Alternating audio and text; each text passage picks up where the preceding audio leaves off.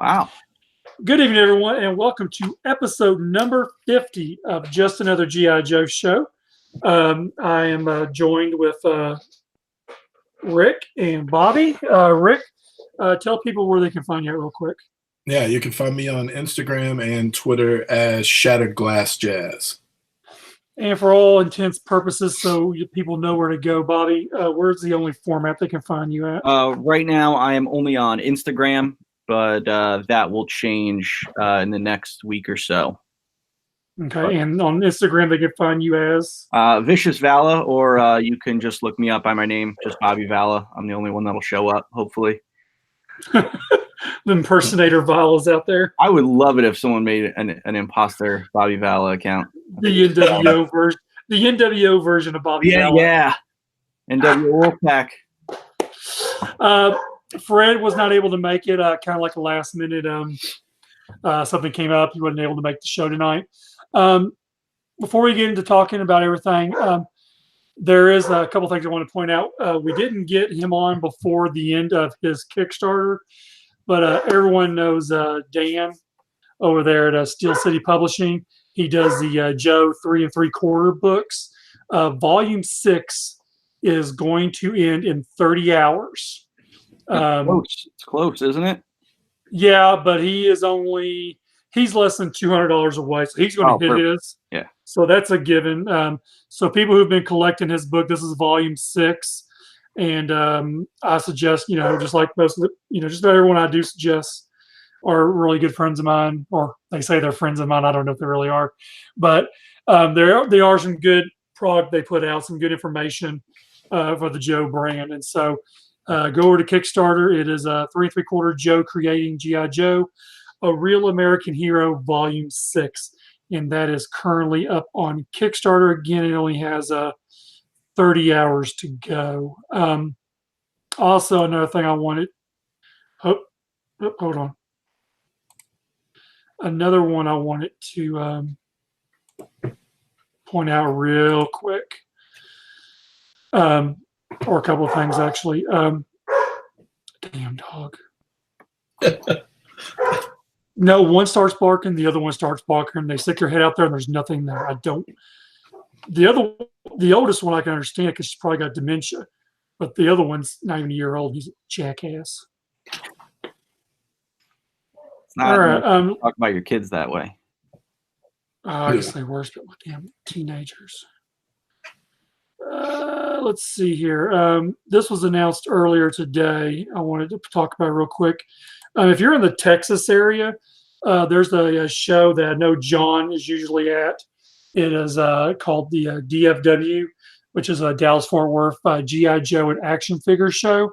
It is going to be June 8th and 9th. I don't know exactly the address. I've been to it once. I went last year with John, and they just announced 4 hours ago that Ron Rudat will be there as a special guest. He'll be there for both days doing an autograph session. So if you're in the Dallas-Fort Worth, Texas area, which Texas is about the size of Alaska, you can go check that out. And if you can't make it there, of course, Ron Rudat will be at Joe Fest in Augusta, Georgia, June 21st, 22nd, along with Sergeant Slaughter. All kinds of folks will be there. Marty Jannetty's going to be there, of all people. I thought that was pretty interesting. Bobby Vala will be there, set up as well. Ain't that right, Bobby? Will he really? Holy shit. Who? Bobby Vala will be there? Yeah, Bobby Vala, yeah. He's an okay guy, sometimes he'd be a real ass. June's shaping up to be a pretty good month for conventions. It really is. I mean, it's like every weekend I want to be at a show. It's like there's the one in Dallas, and then there's Pete's RoboCon. I think that's the same weekend almost, or maybe it's the weekend after that up in Cincinnati. And then after that, there's Ed's Joe Fest in Augusta. And then there's mine last week. So, I mean, I know you got 2 straight weeks you'll be going to shows. I know. It's going to be awesome. Can't wait. Can't wait. Let's see if be a good way to celebrate my birthday, too. Oh, yeah, that's good. So what do we want to talk about first, Bob? You want to talk about your Kickstarter, or you want to talk about the final shipment of FSS figures? It's your show, so however you want to do it. We'll talk about the FSS figures first if you want. Let's talk about the FSS. For people who don't know, the FSS shipped out on Thursday. I know John got his yesterday. I got mine today. We kind of already knew what the 13th figure was going to be, which is a bonsai? Is that how it's pronounced? Bonsai. Yep. Bonsai. Okay. He came out, and Bobby, you worked on all three of these figures. I did. Let's start with the one I actually like the most, which is actually Blizzard. I like that head sculpt. Now, did you do that head sculpt originally? I can't remember. No, that was let me look at my wall. That was Scoop? Scoop. Yeah. And then it was in a JoeCon 2016's box set. Yeah. I had some trouble with him because, it's like that Blizzard figure, he had a weird mask. It like covered like his nose and his eyes, and it was just like an odd shape, and I was like, well, how am I going to really pull this off? And, is he more iconic with his mask off, with his mask on? So I was just looking around. I thought maybe that head could work, make the goggles blue, throwback like that. And it kind of seemed to work. It wasn't exactly as good as I had hoped. But I felt like for what it was, for getting a Blizzard, it did the job. So I'm sure there's probably other people out there like, oh, this head would work better, which I'm sure there are probably better options. But at the time, I felt like that was a pretty decent head to use. Plus the club always likes when you reuse their parts. Right. So, that's something I wanted to ask you. At the time you did, this figure was revealed before the Tiger Force Blizzard. Yeah. I think that was the third time that head was used, and now it's be 4 times. Does it kind of concern you, or does it? No. What's your reaction to using multiple heads on the same, or not the same, but different characters? It's going to happen. Look at, shoot, man, go back and look at since 25th. Look at how many heads have been used, even by Hasbro, John Warden and, the people that have worked on it. It's like heads have been used so many times, and you kind of have to make do with what you got. Okay. It's like, it sucks. It sucks having to reuse parts, but it's the nature of the beast. I mean, look at, Fast Draw. I just opened all my figures last night, and, I saw Fast Draw for the first time, and I was incredibly happy with the way he turned out. Like, holding in my hand, I said, you know what? I know people are bitching about these blowtorch parts, but if you just forget that those blowtorch parts were used so many times, you just look at him as like a figure. He's a really well put together figure. But like I said, using parts, reused parts, it sucks. Especially when it's used a lot. Look how many times the Pursuit of Cobra Snake Eyes body, legs, that kind of thing have been used to death. Actually, I'm just looking around my wall, like pieces that have been used, and so, the library is huge, but also the library consists of so many reused parts. So you kind of have to. It sucks, but either you have the figure with a head that's existing, or you don't have the figure at all. So when building these figures, and were you limited to which ones you could use, or ones you couldn't touch whatsoever? No, I could use the whole library. Okay. I had vast knowledge of all the libraries, plus working at Hasbro. It's like you have access to all the old project numbers, so it's easy to pull project numbers when I was doing my input sheets to put them together so that the club and the factory knew which parts to reference. So there was no restriction on any parts, that's for sure. Okay, so you were able to use anything as far as back as the 25th line, correct? I know that they've used parts pre-25th, but because I ate everything that has come before 25th, I choose not to use any of those parts. Okay. Is that just a personal preference? It's just a personal thing. I also don't have the library of it, so okay. I only use everything from 07 to now. Okay. And then let's talk about the 2 ninja ones, and where did you get your inspiration? I actually want to know your inspiration on the head that you use on a bonsai. That's kind of something I was not expecting to see. Yeah. Bonsai was a tough one. The when the club told me what they were going to do, they're like, "Do you think I think when me and Dave were picking out which figures we wanted to do, I think he just kind of threw that one my way, and I was like, yeah, I'll figure out something. Not like even thinking about it. I always said yes to every figure. Whenever he said, "Can you do it?" I'm like, yeah, no problem. I'll find a solve for it, you know. But that one, when it came down to it, I'd done so many from FF7 and then 8, and then I was like, wow, this is like the last one. I gotta get this one done. But it was like so troublesome. I'm like, okay, so he had long hair and he had a mask on. I was like, not really any male figures in the modern age with long hair. So I started to play with the idea. I think even one of my options was taking the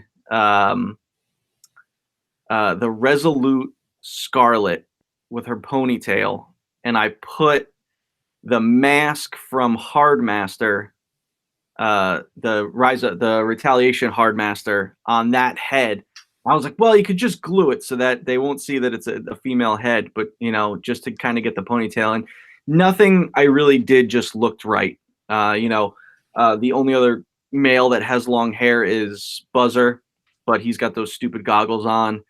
So I was really like, oh crap, did I pay myself into a corner here? I said I could do this figure. So I'm like, well, let me just take a step back and think of it from, a Pursuit of Cobra design sense, and figure out if something could get done that's removed from the original, but using the same color palette so that it is a throwback to the original. And, I just walked around my room for an hour or so, just looking at every figure, like, what can I possibly do? And I just came across the head, and I said, you know what? His hair's sticking out the back. If you make it blonde, the throwback to the original, make the mask pink. And I said, I think it might work. And I really like that harness that came with the Retaliation Snake Eyes. And I think I tried using that harness for Bushido, I think, and it didn't work well. But I said, I definitely want to use that harness for another figure, because I think it looked good. And I said, because I was going a little different for Bonsai, I thought it'd be cool to make him, shirtless with that harness on. And it all kind of came together nice, and I felt really happy about it. But I was very nervous. I said, this figure is so far removed from the original that people are just going to hate it, and Joe fans are a good, positive bunch, but they're also very fickle at times. So if you give them something they don't want or expect, they're going to let you have it. And when it came and I started reading comments, I'm like, wow, they're actually pretty positive. So it was nice that for the most part, people liked the design of it.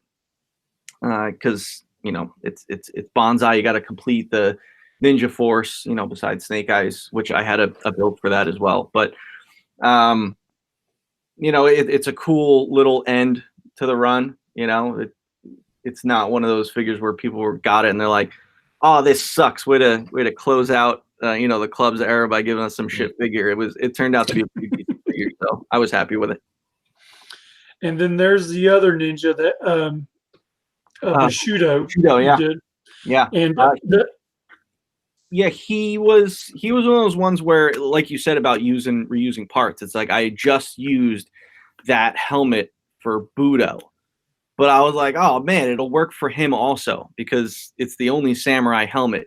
It's definitely way too big for either figure, for Budo and Bushido. But without any tooling, the only thing I could do was a new face mask piece for him. It came out a little big, but overall, I think it works. The only thing it was missing was, I had the blue paint on my deco sheet on the helmet, but the helmet's all silver.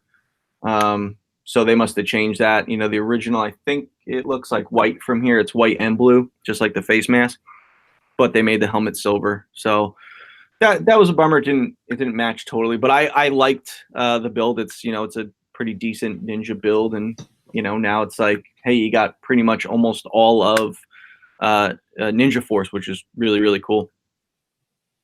It's funny you should mention how the colors changed, or the colors change after you give them whatever. I know last week me and Rick were on our other podcast, and we were going over reviews of the Toy Fair reveals, and you had pointed out somewhere, or I asked you about it, and on the Spider-Man Marvel Legends, Marvel Legends, you said which one was it? Scorpion. Scorpion. Yeah, You said they changed that on you after I guess you left the company. I did. So Tony Colella is the hand painter for the Marvel Legends. He's well known. He's always at Comic-Con doing the interviews with us. When I was there, I can't say us anymore. It's now them. But he was a big part of the team, and he was involved in the design process. Giving his 2 cents because his knowledge for Marvel is immense. And when it came time to do that figure, I knew I wanted it in the wave. But I did it, and I did my input and kicked off the sculpt, and then he kind of, Scorpion's one of those characters where he's like Destro. He had a mask on, but his mouth moved, and it was very odd to me. And I think that was just poor design sense back in the 70s when they were drawing comics, and it just kind of stuck. And even through the 90s and the 2000s, people would draw Scorpion with a full mask on, but like his lips moved. And I was like, well, I'm changing that for sure. So I ended up using the head design from the animated series where he had, open eye holes and an open cowl like Batman. And I was like, well, that totally makes sense. So we sculpted the figure that way, and I did my deco sheet with the mouth open, and he was like, you sure you want to do that? And I'm like, yeah, we're doing it this way. Like, that's it's my say, we're doing it this way. And then sure enough, the first thing I see after they put these figures up is he painted the damn mouth. So I texted him right away. I'm like, so you painted the mouth? He goes, yeah, I knew I wouldn't get that one past you. He goes, I was just waiting for you to call me out. I said, you know what? It's, touche, brother, touche. Because he looked at it like, oh, your body's cold. You're buried in the grave. All right, I'm going to change this now. So it's all fun and good. The sculpt didn't change, so you can see the lines sculpted in for his cowl. Yeah. It's just, they just painted the area of his mouth where it should have been flesh. So I thought it was funny and a little annoying at the same time because it's like, to me, that wave looked so good. Hydro Man looked so friggin' awesome. So I'm really happy that he remained Doppelganger. Because once I did 6-arm Spider-Man, I'm like, well, I'm obviously going to do Doppelganger, and he looks great. That the whole wave is really, really awesome. So I'm really happy with those last 2 Spider-Man waves of mine that came out this year. And Cap on the motorcycle was the one I was really, really looking forward to. That's like him and Thor, the 80th anniversary Thor, like my swan songs. Those were kind of the 2 last items I worked on that I really, really couldn't wait to see them kind of come to life. And I couldn't be happier. So when you mentioned Cap, did you have anything to do with the 2-pack Cap in Agent Carter? Yeah, so the way it worked was I was working with my boss at the time, Dwight Stahl. He was handling the movie item, the 2-pack, and then I was handling the World War II Cap. And we kind of were like, hey, could we possibly use the same parts for this figure? So we worked it out so that I would end up designing the motorcycle figure, the 80th figure, and then using the design, like the look and the reference from the movie on my figure, which would come out first and get sculpted and tooled first. And then he ended up just doing a new torso and head for that figure. So, we worked tandem, but I had started it, and I made all the calls on the sculpt, and he just used what I had. Right. So, yeah, because I was really digging the bike Cap and then the 2-pack with Agent Carter, which I think that's like damn near. Isn't that the first Agent Carter they've put out? Yeah. Of the movie line? Yeah. Okay. So I'm looking forward to that one. Was that Thor yours? The one that's like iconic 70s? Yeah. Yeah. Dude, I went off about how awesome. It's the most. So you think of Thor. Thor has been through some shit the last 40 years. But when I think of Thor, I think of like when I was a kid, like a 7-Eleven cup. What does Thor look like on the 7-Eleven cup? Dude, you nailed it. You nailed it. Thanks, man. I can't wait to get that one. Yeah, Thor is my favorite Marvel character, and Dwight knew that, so that when we were divvying up the figures for the 80th anniversary, he knew like Thor was going to be mine. So he gave me Thor, and he was so awesome to do. I was very nitpicky with the sculpt about it. I wanted him to look perfect because it's Thor, and they hadn't done a classic Thor since long time, ever since like Toy Biz. So I was like, this is the time to really make this figure like the definitive vintage original Avengers Thor, and he looks awesome. Leg wraps came out great. That was what I was going to say. The leg wraps, man. It's all about with that version of Thor. If you nail the leg wraps, you're halfway there. Yep. And it sucks because had I stayed there, my plan was eventually to take that body and give him that bearded head with the mask that came down over his eyes. Yeah, I really like that version. Yeah. So that would have been cool to do. I mean, I got him out in 3 3/4, but I wanted to get him out in 6 inches as well. Yeah. But yeah, I'm really happy with that Thor for sure. One more Marvel question, then we'll get back to G.I. Joe. Yeah. The Ant-Man helmet. Did you do that one? Yep. Because I did all those prop replicas. I started. That's what I thought. I did all that. That's what I thought when I saw that Ant-Man one. It's on my list to get. I haven't gotten it yet from Hasbro Pulse yet, but that's one of my plan is to go to in-game with that helmet on and the gauntlet on my hand. Please, I think have someone record that, please. My vision is that Ant-Man is going to save them all. Ant-Man will save them all. Probably not going to happen, but that's my vision to see. He shows up at the gate like, "Hey, remember me?" So, a couple of questions in the chat real quick. I know I told Bobby the first two about they'll work on the bonsai. Let's see. 46 zone fast draw looks great. Does not look like blowtorch. Many props, Bobby. Thank you. He also wanted to ask, could you have used Joe Con Slaughter Marauder Spirit Head for bonsai, which that was actually rumored for a little bit. I know we didn't talk about it. I know I didn't read it somewhere where it was mentioned. I want to say that. Let me just look at that head for a second. I want to say that wasn't either. It wasn't done yet, or it was done and I didn't see it until after. Yeah, I didn't see it until after, because when the club sent us approvals for the Slaughter's Marauder set, I only had to make one change, but Spirit didn't have that head. They decided to tool up a new head after the fact. So I didn't see it until it was announced to everyone right before JoeCon. Oh, so you were ahead to already lined out what you're going to do. Yeah, it would. I bet it would have worked. Looking at it now, yeah, I could probably put the Hardmaster mask on there, and it probably would have worked. But yeah, I just that head wasn't available, or it wasn't known to me at the time when I was working on that figure. Gotcha. Let's see. Christopher Kelly, I would like. Hey, I think I know that guy. I think he follows me on Instagram. Okay, he wants to know what figures missed the cut and what figures Hasbro would not allow.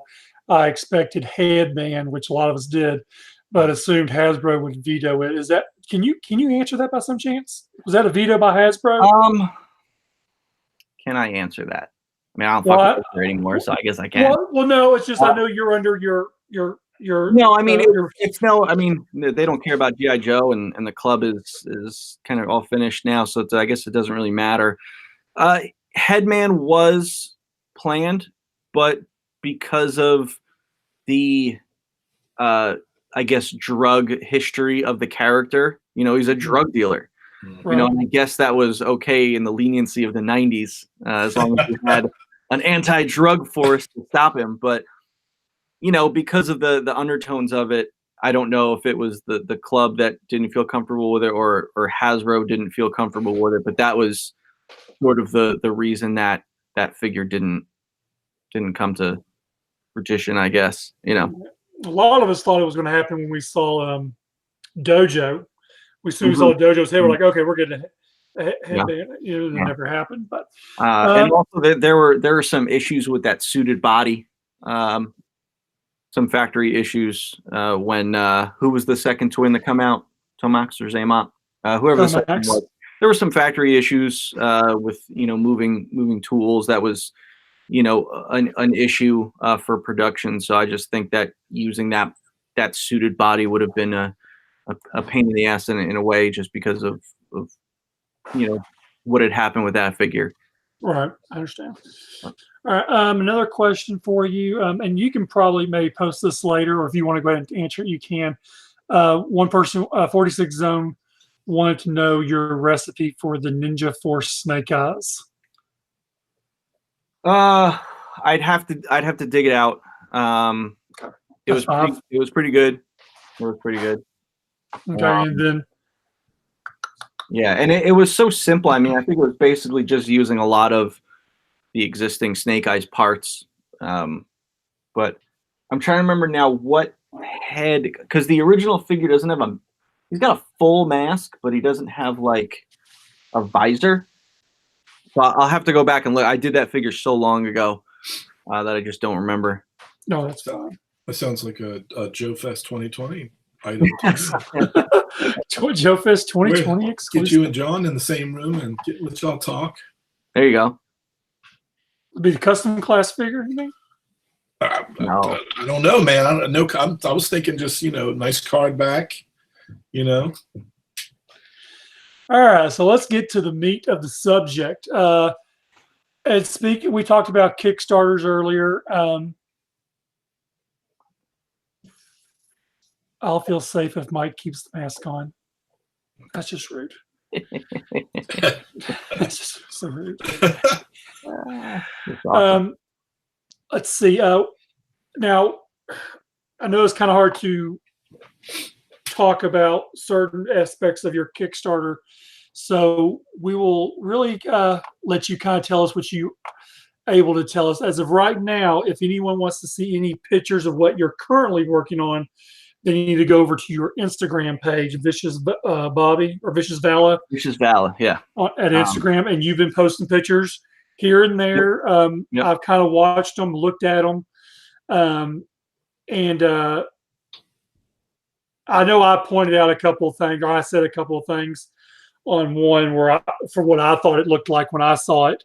I'm sure since you worked there that you are strictly staying away from most likenesses from said figure names, or yeah. How's does that work? I mean, it's kind of hard because you're developing, I am assuming, new characters. Yeah. But, So go ahead. I'm not going to be revealing the name of my company or the name of the figure line. I'm saving that for I'm hoping, if all goes well, end of next week. So it's all going to be announced when the site, Facebook, Instagram, everything will launch on the same day. So it'll be like a big nuclear explosion in your face of my new company and figure line. But I am, from what you can tell, doing a 6-inch, highly articulated, highly detailed, many accessories, military collector line. And the Kickstarter will be launching late March, early April. We are on track. I'm working very, very hard. I'm working on another figure for it right now, one of the stretch goal figures. But I started to sprinkle things out on Instagram just to throw some feelers out there, because I don't have patience, so I want to show everything right now. But I'm trying to do it strategically and give some teasers here and there. But when I started showing some stuff, the reception was great. Everyone's really, really excited about it, which is great because I'm super excited about it, and I'm putting like so much effort into it, and I'm really happy with the way it looks. The people that have been helping me out with things here and there, they're like so psyched for this line. The people that actually know what it is. When you guys hear the name of the figure line, people are going to actually lose their mind just because of what it is. Now, the tie to Joe, obviously the reason I'm doing this is because there is a gap in the collector market.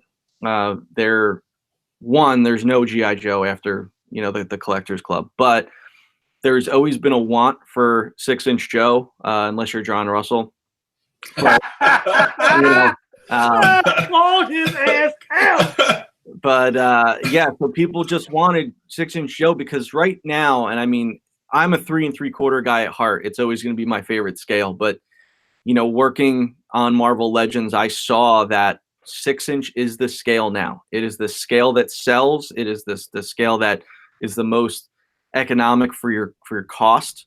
So it's what the trend is now, and it's a really strong trend, and everyone's doing 6-inch. But look at what's out there. There's everything for 6-inch except military. And I said, you know what? That needs to be remedied. And when I was on Joe a few years ago, there was something like this I was working on, and I said, you know what?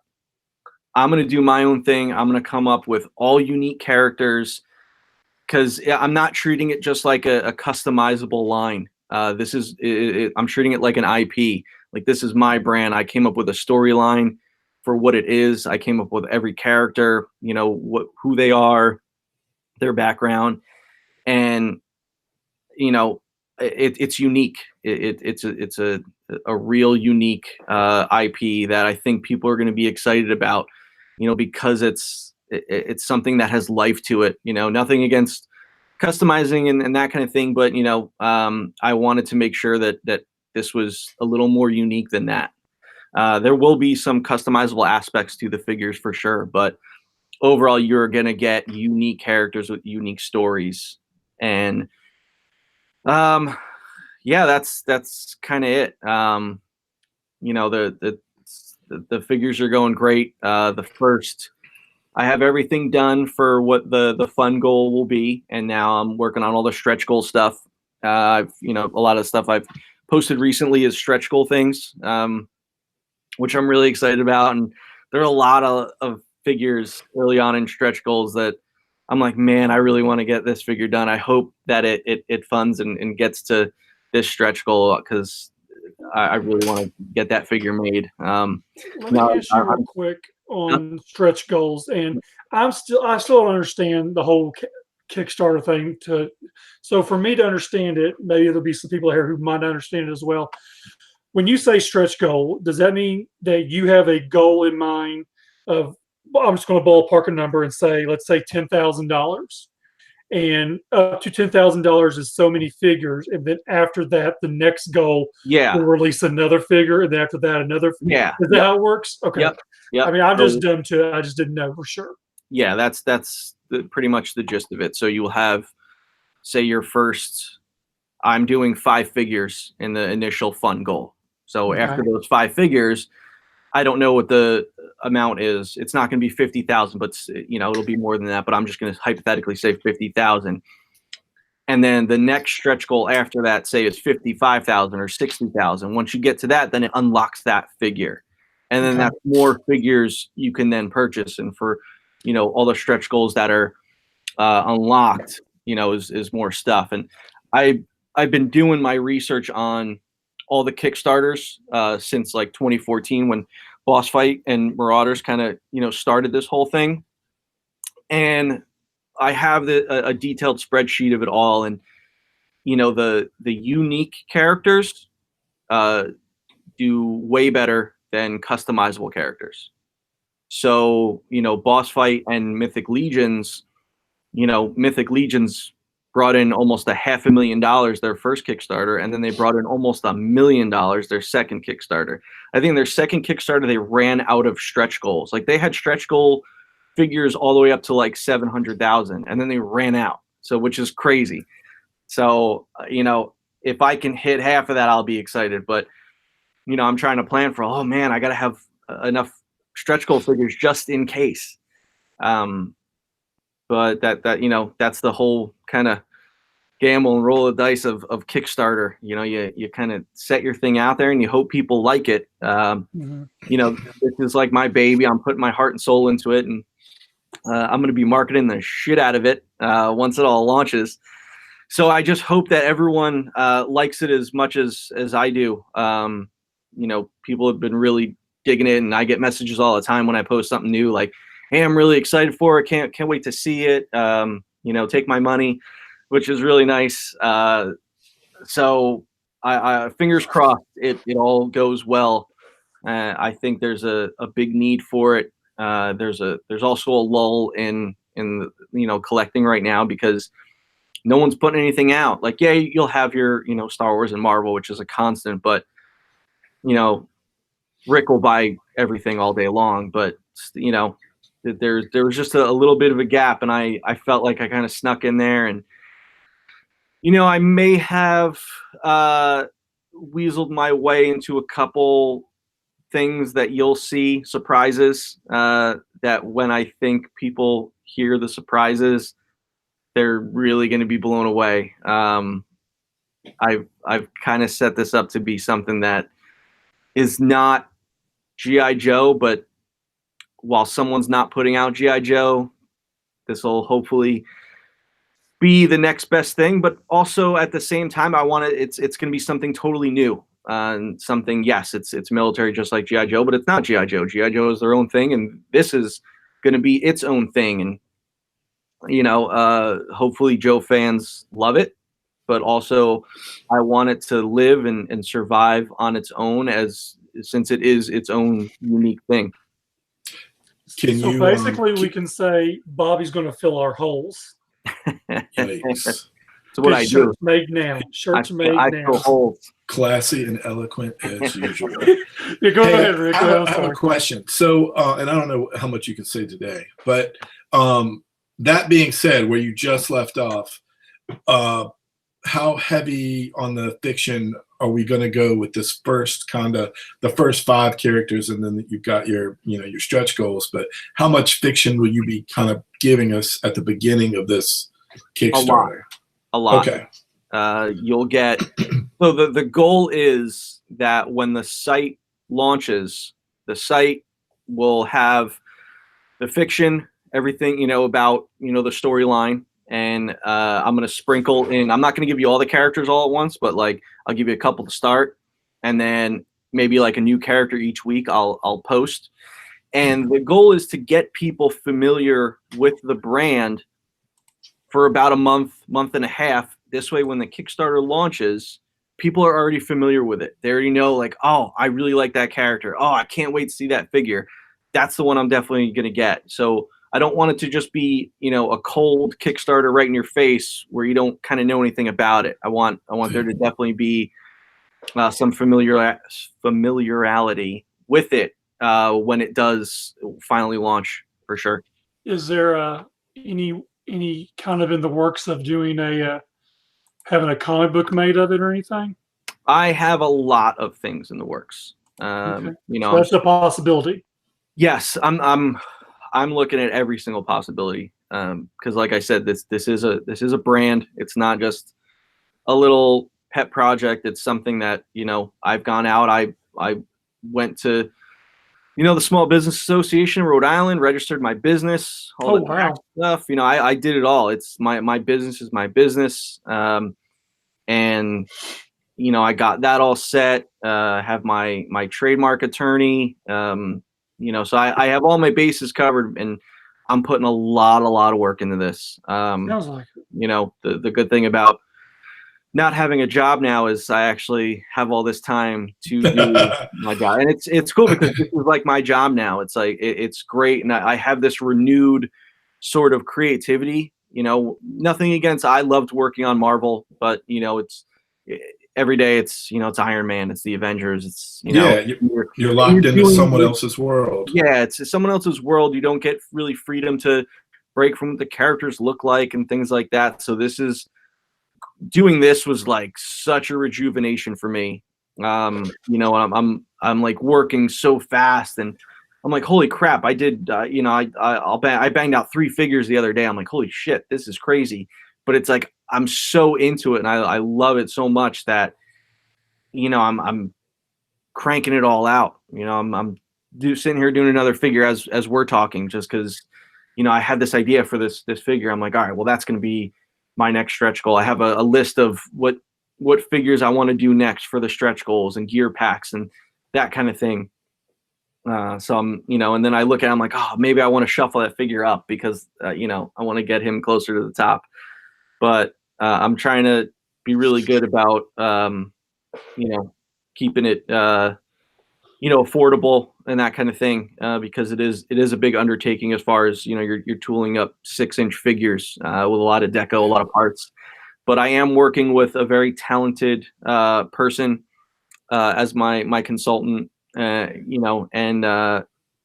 they are behind the scenes kind of giving me feedback on what's working and what's not. But even they have been very impressed with the turnaround of work that I've done and the goals that I have and the marketing plan and that kind of thing. So it's they think it's going to be super successful. So fingers crossed that enough people think it's super successful. Based on my research, it looks like 2,000 people is a good number to have for Kickstarter. It's like 2,000. Boss Fight almost got 2,000. Marauders almost got 2,000. Mythic Legions got around almost 2,000. So if I can get close to that, if I can touch that many people, no pun intended, but if I can get to that many people and put out something that they like, I'll feel really good about it. 46 Zone had a question, and I kind of wanted to know myself on this. Are you worried that Hasbro will come after you? Do you think so? All your characters are going to be nowhere near IP infringements against Hasbro's character figures. My characters are my characters. My everything is. I told you I have a trademark attorney. Right. So what I've come up with is mine, and what I now own is mine. Just to kind of throw something out there, but it's mine. It's mine. Right. No one can take it. They can try. They don't have a case. Right. I think because we saw something similar happen a couple of years ago, where someone had used a he was starting a Kickstarter and he only had a couple of days to go, and it got shut down by Hasbro. I can't remember the guy. It was the snake. The big snake action figure. Because the nature of that was an actual thing from the show. Mm-hmm. Right. None of my stuff is from the show or from lore. These are all just my characters that I made up in my head. So that was something that they took from the show, and then they also, I think they called it the Cobra Sentinel. So when you're using Hasbro trademark names, that's when they kind of, it ruffles feathers a little bit. Mm. But trademarked names. I'll harp on the word trademarked names, because if they have the trademark, it's there. If they don't, it's not. Bobby trips me out. What you saying? Yeah, you trip me out, man. I love it. I love it. When you talk about, basically you kind of said that I guess the first goal is going to include 5 figures. Do they pick and choose, or will be this is what it is, these 5 figures and that's it? Or is it? No, you can pick and choose. You don't have to get all 5, and you don't have to get the first one that's available or second one. No, it's like all 5 are going to be out. You can pick if you want to buy one. I'm still working out the costing. So I don't want to say any prices because I don't know what they are yet. I'm trying to keep it very reasonable for people, knowing what the 6-inch market is. Yeah. But it's also a small run, so that they tend to be more on the expensive side when you're doing a small run of stuff. And what else? Well, I'm gonna see, as long as costing all works out, it's gonna be one of those things where if you get one figure, it'll cost X, but if you buy 2, maybe you'll get like a couple bucks knocked off, like a little bit of a deal. If you buy 3, you get even more of a deal, and 4 and 5, and so on. So the more you get, I want to be able to reward the people that are putting a lot into it, because as thankful as I will be about anyone who's just buying one figure, it's when people put more into it, that's where that helps you hit your goals, and hopefully get the thing funded. Right. Now I know I'm sure you've been in talks with, I guess, the manufacturer, the factory who'll be making these. What? First of all, it's not the one that does the club stuff because they screwed up everything, is it? No. Okay, good. What kind of a turnaround are people going to be looking at? Like you're saying you're going to start in the March 1st of April. I'm assuming you'll be using the full amount of time allowed to you by Kickstarter to fund your project. Yeah. And then, so we're talking about the fall of this year or the spring of next year, or how we look at that? Spring next year. Spring next year. It's Next year. I know there, a lot of the majority of these Kickstarters, they get funded and then you don't see a product for 2 years. And I get it. I've backed a lot of these things too, so I'm not seeing my product either. And I know a lot of these individuals have, factory delays and issues with the factory, and it's through no one's fault. It's, when you're working overseas with a factory, these things happen. And some people have just had a bad run of luck with just getting a rough factory where it's, delays are just not their fault, but the factory's fault. And, but this will be one of those things where I'm not going to sit here and promise and say, no, my stuff will be on time. But I can tell you right now that the factory I'm working with specializes in collector action figures. And I told my consultant, I said, this is not going to be one of the Kickstarters that just doesn't deliver for years. Like, it can't be years, first of all. So I'm going to do everything in my power to make sure that we don't hit snags that greatly delay the project. The other thing is I said to myself, when I do this, when I launch this, you guys are going to get constant updates, like to the point where you're almost like sick of it. I felt when I was at Hasbro, we never told anybody anything. We never had an Instagram channel or Facebook or anything like that where, I see NECA do it every now and then. They'll get like a prototype in or a first shot and they'll throw like a little sneak peek of something. That's pretty cool that they do that, but no one does it enough. I'm going to be in your face. I'm going to say, hey, we cut tools today. Hey, look, I heard this from the factory. Like, I'm going to tell everyone everything. Like, I'm not going to hide anything. And if I don't have an update, be like, hey guys, it's been a week. I don't have an update. I'm going to reach out to the factory. I'm going to find out what's going on because I'm going to give you something, oh, hey, look, I'm working on this print that I'm going to sell at Joe Fest. Anything like that. Here is going to be the t-shirts that we're going to have at Joe Fest. I'm going to give you guys constant updates, because the other thing that I feel is when you have people backing your project and helping you, pay for it in a way, they're the ones that you owe. So you have to keep everyone in the loop with everything and let them feel like they're part of the experience. And I want everyone to feel that way. So with all the social media, it's going to be weird because I'm not a social media guy, being, coming in and doing all the social media and updating the site constantly, and the Facebook and the Instagram.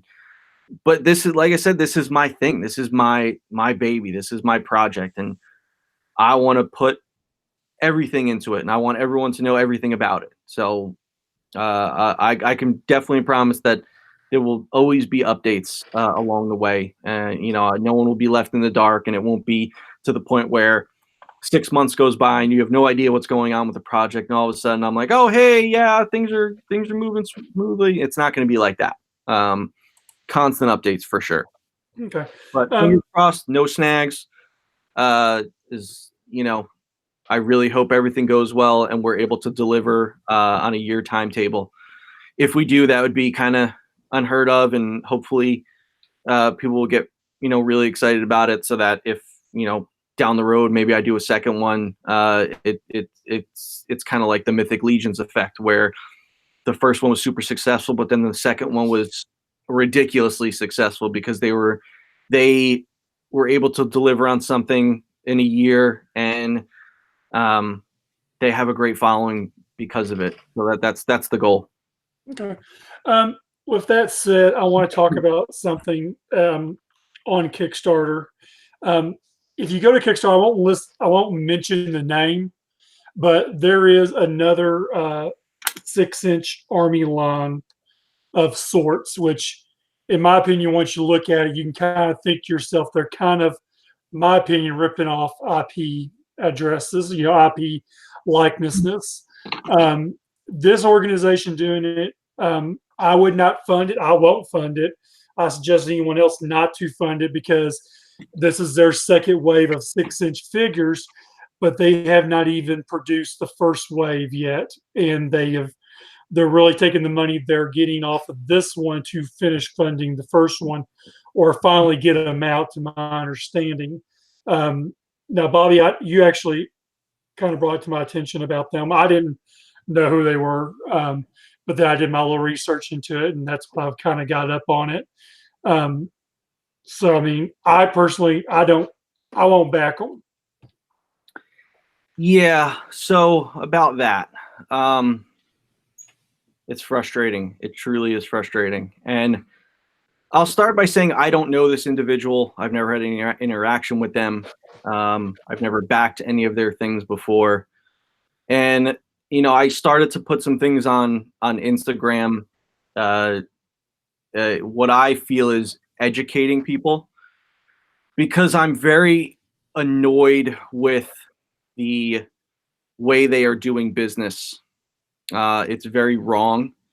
It's very wrong in this community, in Kickstarter for sure. First gripe is the fact that they tried this out and they failed, and then they tried something different and it barely funded. Now they are trying that first one again, and the only thing different they did was they took out some of the things from their second Kickstarter. So now they only have half the stuff to fund, I guess, that they need to fund. But you didn't change anything. You didn't change your sculpts, or it's very soft looking. They're not detailed. They're skinny legs, this and that. It's like, my figures won't look that way. They're gonna look good. So, the first is quality. I don't think it's a quality product. And people, fans are not. They're very smart. They're very intelligent, and they know what quality is and what quality is not. And that's right off the bat. But the thing that annoyed me was you start this Kickstarter before you even deliver on your previous one. Now, I started reading comments about what people were saying about this, because I'm like, well, that's really shady. It's it's really just bad business. It's like, hey, thanks for giving me your money. Now give me more, but I'll get around to giving you your product. And there people were griping about it. They were like, how can you launch this when you haven't even given us what we paid for previously? And they had a very cunning, politically correct kind of statement, like, yeah, we understand, we hear you, but we wish the timing could have been better. Well, what I was kind of curious, like, well, why are you so pressed for time to get this Kickstarter launched? And I started thinking about it. I'm like, well, there's really no, like, you're not under like the deadline of an IP or a show or a big company like Hasbro. You have to meet retail shelf setting. So I'm like, why are they not just waiting? Shit, it's February. June is right around the corner. All your comments say that the Kickstarter funded, we're shipping in June. Okay, well, why not wait? And I'm like, I think I have an idea. So this is purely speculation. I do not know this for a fact, but when I say it, it'll get your wheels spinning. If you were trying to launch another Kickstarter to get money in before your previous one delivers, to me that says I don't have the funds to finish my first Kickstarter. There weren't enough funds, because it's not just, there's the money that gets brought in from the people pledging, but I paid thousands of dollars out of pocket so far on sculpts and artwork and marketing and that kind of thing, and that's stuff you don't account for. So if there's production delays and you're adding things and there's costs that increase and that kind of thing, you can't just go back to the people in Kickstarter and be like, hey, I need you to pay a little more. So you don't have the money, what do? Oh, I'm going to launch another Kickstarter. I'm going to get that money in. That's going to help me finish the previous one. And then I'll deal with that second one later on. But we'll get enough money in from selling the other stuff online after orders come in and this and that. So after I started thinking about that, I'm like, man, if that is the case, that is shady, shady business. And I thought, you know what? I don't want to stay quiet about this because I feel like they're doing things to kind of get people sucked in. It's a very sucker way of pulling people in.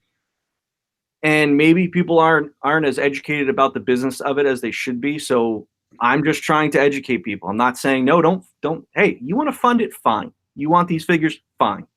All I'm saying is maybe think about these things, take them into consideration. If you want to do it, do it. That's fine. I'm not telling you not to do it. But, I don't like their business model. Their funding goal is $60,000. Okay, well, you didn't get anywhere near that the first time. So, okay. But your first stretch goal is an exact ripoff of Snake Eyes. Yeah, I'm glad because you're right. Way to be original. So original. And you know what they're doing? It's really shitty because they're taking the fact that they know people want 6-inch G.I. Joes and they're saying, I'm going to make a rip-off version and it's going to get people excited. Well, the thing that bothered me was not just that you were, ripping that off. Now, let me tell you something right now.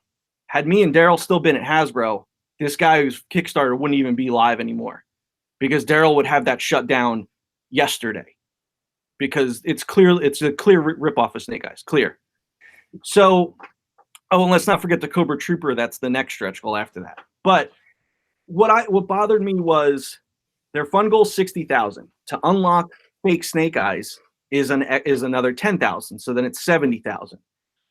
Half of that figure is made up of parts from your previous Kickstarter that you haven't even delivered yet. So you're telling me that $10,000, it's going to cost $10,000 to get this Snake Eyes figure made or unlocked. The figure has virtually no deco, and you're using parts where tooling's already been paid for. So you're getting new legs and a sword. Okay. It's so shady. People already paid for those parts, half of those parts. And you're trying to scam them into a fake Snake Eyes to tug on, the nostalgic heartstrings of people and get them to pay, this extra $10,000 to get this figure unlocked. That figure doesn't cost nearly that much to make. So that bothered me there because it's like, one, listen, man, I don't like Hasbro anymore and I have my gripes with them. You can't just rip off someone's IP. You just can't. And then it's like, oh, I'm going to show that. Now it's great. It's great that they're showing that their figures are compatible with Marvel Legends and DC and stuff like that. But it's like, okay, well, I'm going to do the same exact deco specs as a shield trooper so that you can, use it with your Marvel Legends. Well, yeah. All right, way to be original. Or you can make a Hydra trooper. All right, well, way to be original. When you say that, when I look at the first picture, the big picture with, my opinion, the outburst from G.I. Joe that they're all standing in, that's exactly what I see. I see Snake Eyes. I see a Hydra agent. I see a Shield agent. I see wide scope. I see a digital camo like what's that film? Recoil. Yeah. It's a little much, but the Snake Eyes, the Hydra, and stuff like that, and it's like, wait, you want to show your figure standing next to Marvel Legends and DC figures? It's like, okay, well, if you're making a quality product, you can show your stuff standing next to that, but it's like you can clearly tell there's a big difference in quality from one to the other. So if you're trying to show that things are compatible, how about make something that's on par with it? But like I said, the things that I feel are wrong business-wise is to rip off someone's IP and to just try to get people to pay for something that they already paid for half of. It's really, really shitty. It's really shitty. And I like I said, if people see that Snake Eyes ripoff and they're like, well, I gotta have that. I think that's so cool. Fine. No one's doing 6-inch Joes. Fine. You know, I'm sure Hasbro will put out a 6-inch Snake Eyes before this figure even ships anyway. Yeah. So, you know, good luck with that. But, you know, at least it'll be paid for. But it's just bad business. It's really, really bad business. And, you know, I saw that, you know, people were griping on His Tank and they were like, well, it hasn't been 2 years. It's only been a year and 3 months. It's like, okay, well, that's fine. I understand there's factory delays and this and that. But it's like all those other people that have had factory delays and this and that, they're putting out high quality, high deco figures. You're putting out solid molded colored blank figures. So, all right, delays, fine. I think it's you just ran out of money. So, like I said, you want to back it, fine. I'm not going to tell anyone to not back it. All I'm saying is be smart about your purchases, be smart about what you're giving your money to, because, you know, there are some things out there that are just wrong. And either you see it or you don't. Or you choose to see it and understand it and still back it, which is fine. But I just want to educate people on the reality of things. You know, I could be totally wrong on all this, but I have a good feeling that I'm right about it. So that's that. Tell us how you really feel, Bobby. It just sucks because it's like, yeah, it's shitty timing for me. But at the same time, I know I'm going to put out a quality product, and I know that I'm going to put out something that is going to be way better than ripping off, you know, Marvel Legends and, you know, G.I. Joe, you know, Snake Eyes and Cobra Troopers. But I mean, the thing it's just kind of one of those things that sucks. It's like, all right, so say it funds. All right, well, then that's going to be maybe less people have to spend on mine. But like I said, I did my research on what I can hope this will bring in, and his won't even matter. Won't even matter.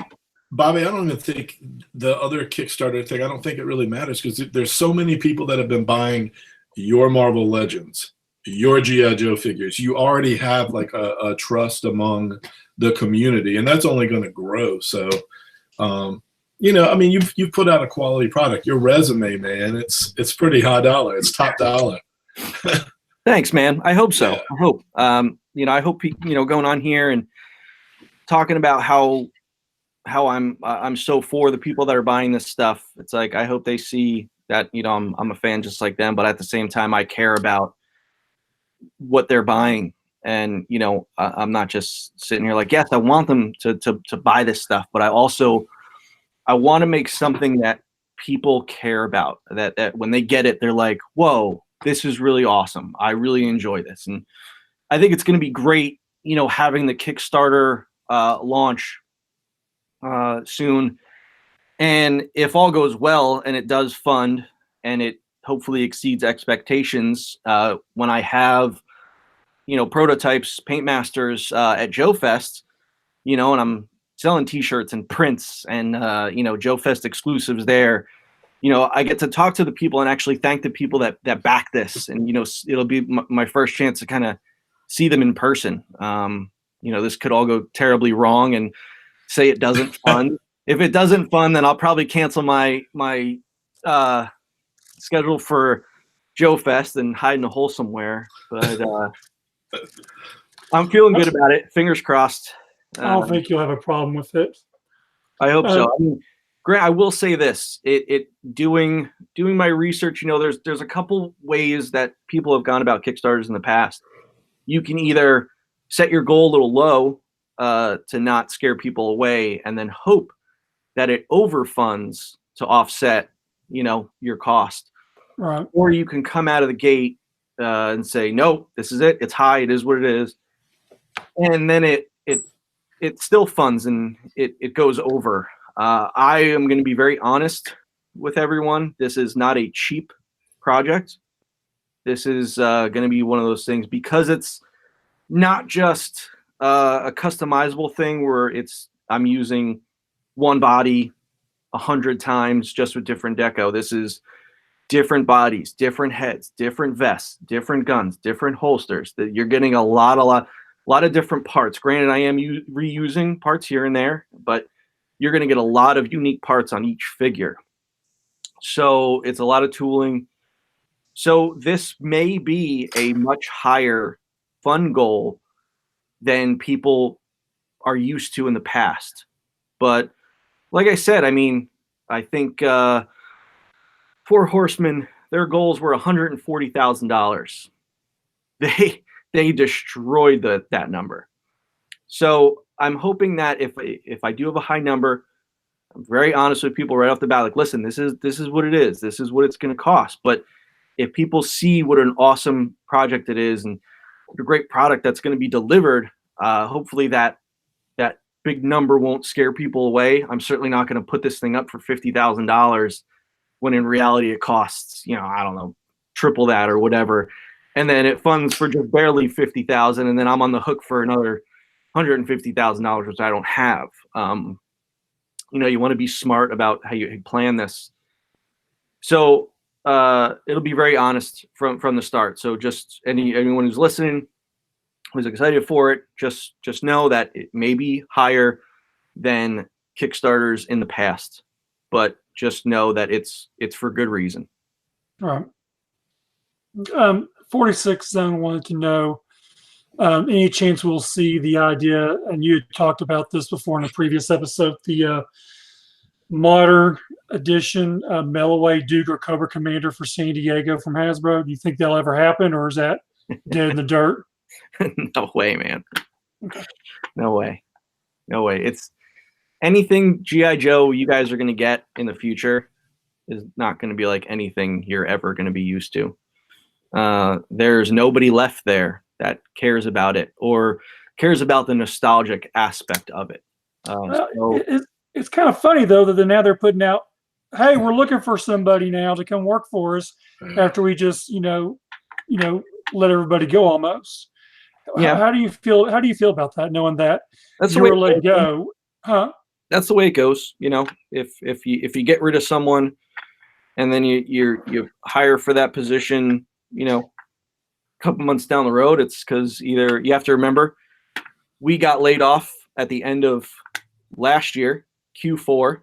Now it's Q1, start of a new year, new budget, So, it could also be that, they're looking for someone who's a lower salary than they had in there before, I'm sure whoever they got in my position is, who knows what they have, but they're a shitty corporation that's going to do what they want and they're going to do it their shiesty way of doing it. And that's that. So, when your CEO is making, $11 million, does it really matter who you're hiring? Probably not, so. So you got five. So there's 5 figures that make up the this first kind of assortment.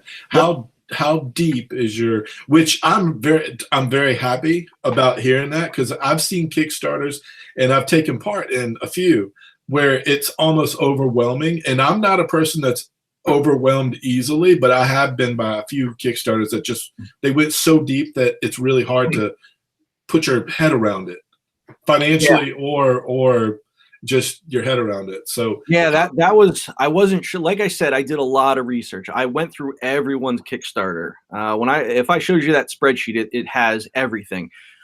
How many days it went for, what the fun goal was, how many backers, how many days, how many stretch goals unlocked, how many figures to start. Like I went all out because I wanted to know everything about it, what worked, what didn't, because at the beginning there, I wasn't sure, like, should I launch with 10 figures? Should I launch with 3 figures? Like, what's a good number?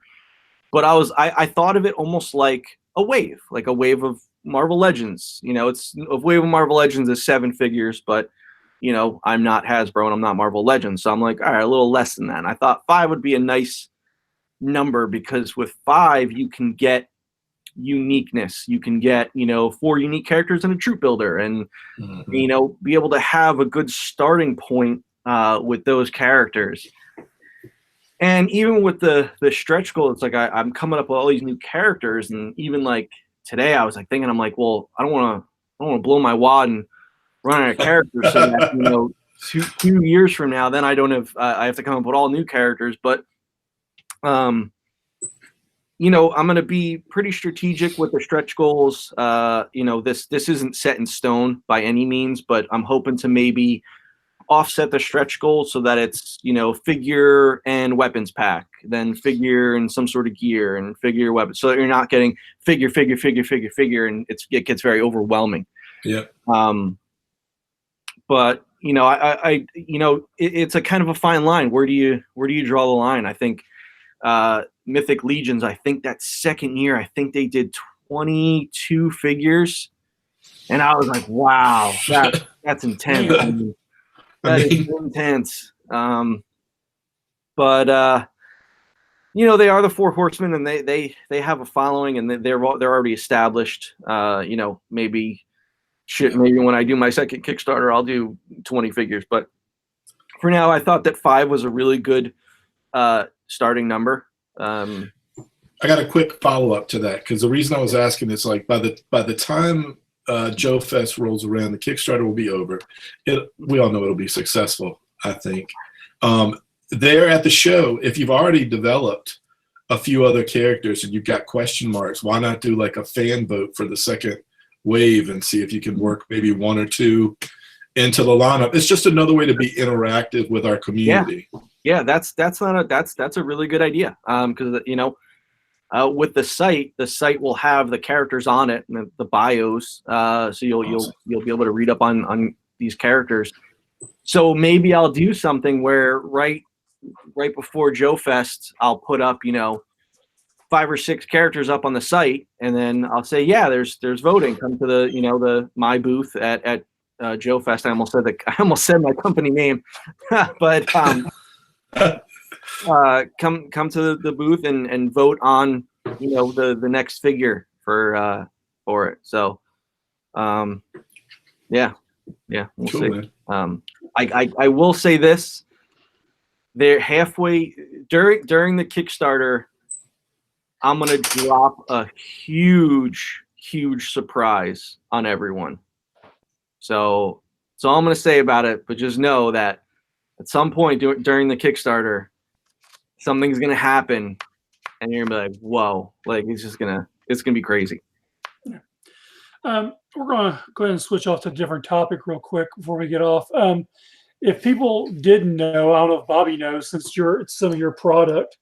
The Final 12er, we all know is really kind of expensive. 2 packs, the whole thing, everything. But people have reported, people have bought. There is a couple of Chinese sellers on eBay, not currently, but they pop up sporadically, where they're selling figures from the Final 12 for $15 or less. Yeah, I heard about that. And these, some of them have gotten shut down, and some of them you have to really run like a strap-ass ape in order to get it before they do sell out. Now, granted, they say they will not ship them to like late March, April.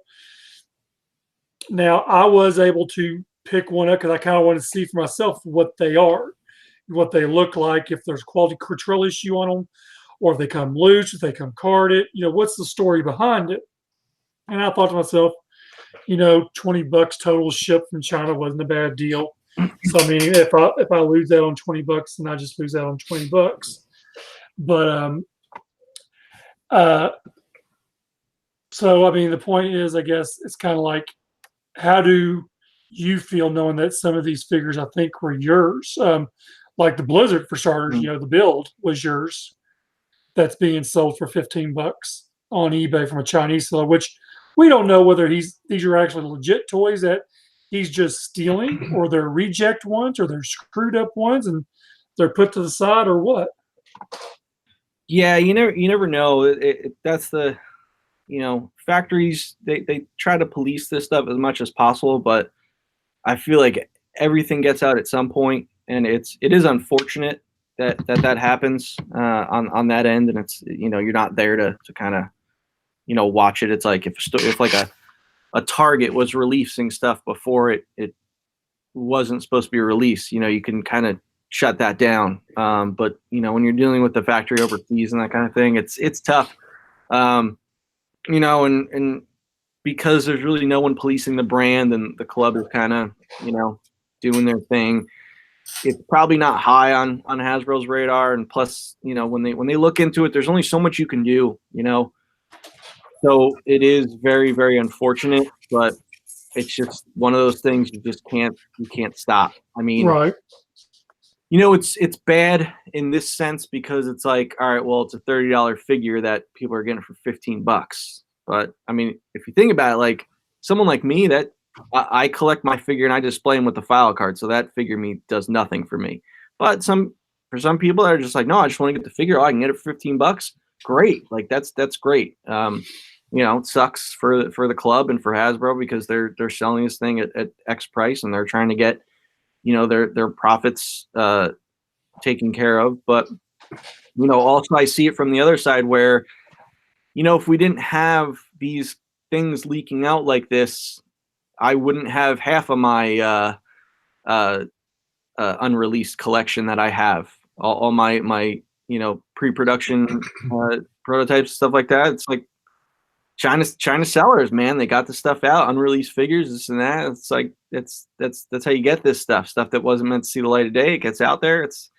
Then it becomes history. It becomes part of lore and a coveted thing. So it's definitely a double-edged sword. But you can't really do much of it. Hey, maybe I'll see someone trying to sell my prototypes at some point, and I'll get pissed off. But what are you gonna do? Christopher Kelly said he thinks the eBay canceled most of the orders. Well, when this one it says removed item is all it says, but of course they charged me for it. They have my money, and I asked the seller so I can find the message. I asked him about it, and he says, "Please don't worry. This item is scheduled to arrive in mid of March. Then I will ship it. Okay, thanks." So I have to take it on this guy's word that I'm going to get this Blizzard figure, to tell me whether it comes complete in a baggie, carded. Sports said they could be rejected samples. Could be a possibility, but then of course, it's like, why would I guess they don't really care over there if they sell it to an outside source. But of course, it does matter to, I think, Savage in the long run. Mm-hmm. What's your take on that, Rick? Because you spend a lot of money.